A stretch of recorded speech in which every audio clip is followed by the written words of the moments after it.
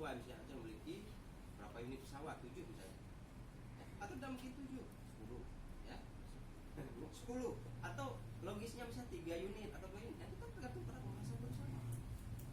Maka sangat tergantung pada tingkat urgensinya. Yang ini pakai kuda. Tentu nanti dalam perkembangan pembahasan akan terjadi pertanyaan dan jawaban, akan jadi diskusi, dialog, baru kemudian kita putuskan apakah sudah layak misalnya kita biarkan. Kemudian apa langkah selanjutnya yang akan ditempuh oleh lembaga DPR Aceh? DPR Aceh pasti tetap memegang kepada jadwal yang kita sepakati kemarin. Ya, dengan catatan hari ini sudah tidak pembahasan ya. Kalau kemarin kita sepakat bahwa pembahasannya di tanggal 7, berarti hari ini sudah terlewati 1 hari, akan terbuang sia-sia. Tentunya akan bergeser. Dari tanggal 7 berarti kalau memang eksekusi sepakat akan kita tambah 1 hari, ini menjadi tanggal 8. Karena 1 hari sudah terbuang.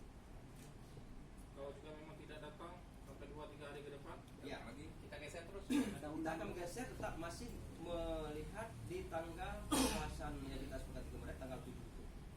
Ya, kalau ingin nanti, ya, kalau diinginkan oleh gubernur nanti mengajak dialog kembali, ya, untuk membahas, ya, kita sepakati lagi, kita schedule ulang.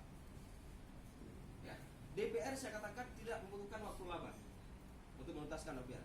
Kami hanya butuh waktu 1 minggu untuk menyelesaikan 14,7 juta. Pertanyaan apakah gubernur mau memberikan waktu